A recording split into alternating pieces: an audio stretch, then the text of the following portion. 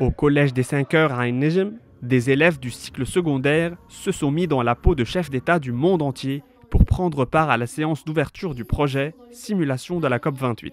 Cette initiative, menée en collaboration avec l'Agence pour l'enseignement français à l'étranger et l'Agence française de développement, vise à sensibiliser les futurs citoyens aux risques existentiels qui menacent notre planète et les moyens d'y remédier.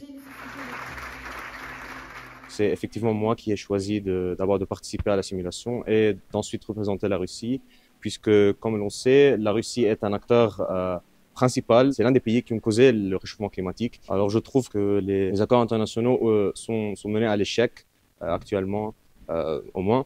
Et je trouve qu'il faut un nouveau système, une nouvelle structure de ce monde géopolitique pour effectivement arriver à des bonnes solutions, des solutions qui sont efficaces. En effet, les îles Maurice ont une biodiversité très unique par rapport à d'autres pays. Et également, vu qu'elle est un pays vulnérable, et malgré ça, elle a déjà mis en place beaucoup de mesures pour utiliser les énergies renouvelables. Cet événement a nécessité plusieurs semaines de travail. Son succès a été assuré grâce à la collaboration étroite entre les élèves et leurs enseignants. On a essayé juste de les guider dans leur démarche de recherche et dans leur rédaction. Mais c'est plutôt le travail des élèves eux-mêmes et nous sommes vraiment très fiers de ce qu'ils ont fait parce qu'ils étaient vraiment engagés, ils étaient très motivés aussi. Labellisé EFE 3D niveau 3 ou établissement français à l'étranger en démarche de développement durable, le collège des 5 heures à Ein-Nejem cherche avant tout à traduire en acte sa vision d'un Liban vert.